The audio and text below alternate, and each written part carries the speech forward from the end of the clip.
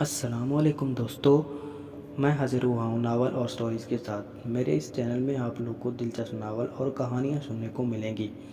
جیسا کہ آپ لوگ جانتے ہیں، بک ریڈنگ کسی حد تک ختم ہو گئی ہے، اس لیے ہم نے سوچا ہے جو لوگ ناول اور سٹوریز کو پسند کرتے ہیں اور کسی وجہ سے کسی مصروفیت کی وجہ سے وہ نہیں پڑھ پاتے تو ان کو سنا کے ان کی پسند کا خیال رکھا جائے۔ آج کا جو ہمارا ناول ہے وہ ہے مصحف، جو کہ نمرہ احمد نے لکھا ہے، اور یہ ناول ہم آپ کو قسط نمبرز کے حساب سے ہی سنائیں گے۔ تو بلا کسی تاخیر کے شروع کرتے ہیں قسط نمبر 1۔ قسط نمبر 1 شروع ہوتی ہے جب سنہری صبح بھیگ رہی تھی، جب وہ سست روی سے چلتی بس سٹاپ تک پہنچی۔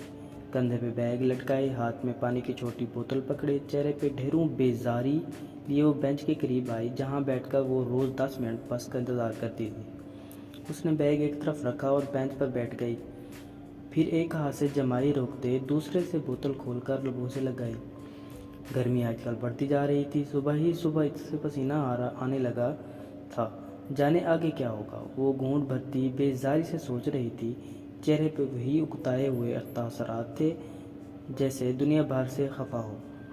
سنہری پیشانی پہ مستقل بڑے بل اور کانچ سی خوبصورت بھوری سنہری آنکھوں میں چھائی خفگی، کچھ تھا اس میں جو اسے سارے میں یکتا بناتا تھا۔ لمبے کرتے اور جینز میں ملبوس، رسی کی مانند دوپٹہ مفلر کے انداز میں گردن سے لپیٹے، ٹانگ پہ ٹانگ رکھے، وہ پاؤں جھلاتی تنقیدی نگاہوں سے ادھر ادھر دیکھ رہی تھی، اور تب ہی اسے احساس ہوا کہ وہ سیاہ فام لڑکی آج بھی بینچ پہ اس کے ساتھ بیٹھی ہے۔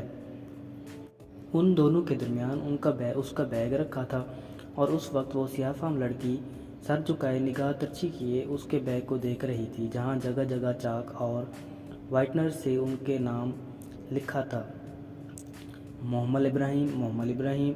آڑا ترچھا، چھوٹے بڑے ہر انداز میں یہی لکھا تھا۔ وہ لڑکی کبھی کبھی اس کے بیگ کو دیکھتی تھی، مگر محمل کے تو روز کے 10 منٹ اس سیاہ فام لڑکی کا جائزہ لیتے ہی گزر جاتے تھے۔ وہ بھی عجیب پراسرار کردار تھی۔ یہاں اسلام آباد میں سیاہ فام نظر ہی آ جاتے تھے، مگر وہ اپنے جیسوں سے مختلف تھی۔ سر پر رومال باندھ کر گردن کے پیچھے گرہ لگاتی اور نیچے اوور کوٹ، موٹے ہونٹ، سیاہ رنگت مگر چمکیلی آنکھیں۔ کوئی ایسی چمک تھی ان میں کہ محمل کبھی ان آنکھوں میں دیکھ نہ پاتی، ہمیشہ نگاہ چرا جاتی۔ شاید 1.5 مہینہ قبل وہ اس سے اپنے مخصوص اوقات میں اسٹینڈ پر دیکھتی تھی، اور ان 1.5 ماہ میں ان کا انداز ہمیشہ یکساں رہا تھا۔ کمر سیدھے رکھے الرٹ سی بینچ پہ بیٹھی، خاموشی سے سامنے سیدھ میں دیکھتی۔ وہ جب چپ سی لڑکی معلوم نہیں کون تھی، اور پھر اس کی وہ پراسرار کتاب، سیاہ جلد والی بھاری سی کتاب جس کا سیاہ سر ورق بالکل خالی تھا، اس کی گود میں دھری ہوتی، اور کتاب کے کناروں پہ اس کے سیاہ ہاتھ مضبوطی سے جمے ہوتے۔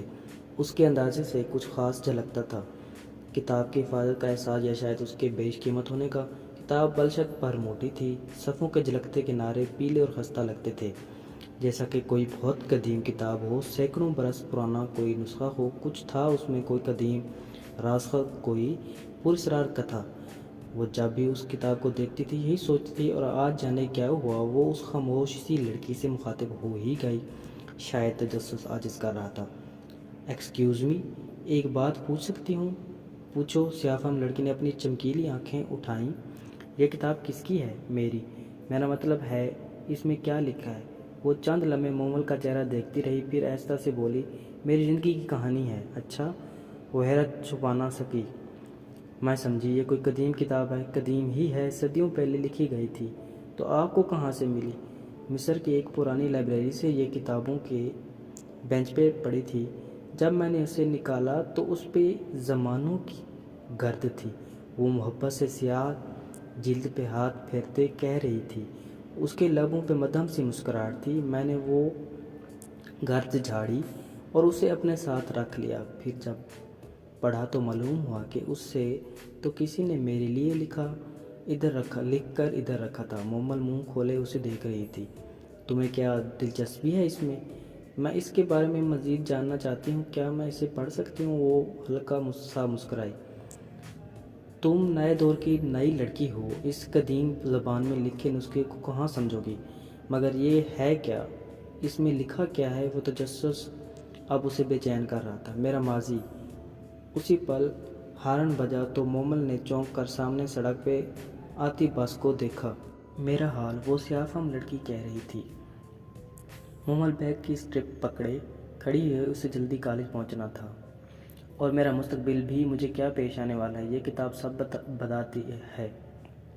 میں چلتی ہوں، وہ بس کی طرف دیکھتے معذرت خواہانہ انداز میں کہہ کر آگے بڑھ گئی۔ اس میں تمہارا بھی ذکر ہے مومل؟ وہ الٹے پیروں مڑی۔ میرا ذکر؟ میرے بارے میں کیا لکھا ہے؟ وہ ششدر رہ گئی۔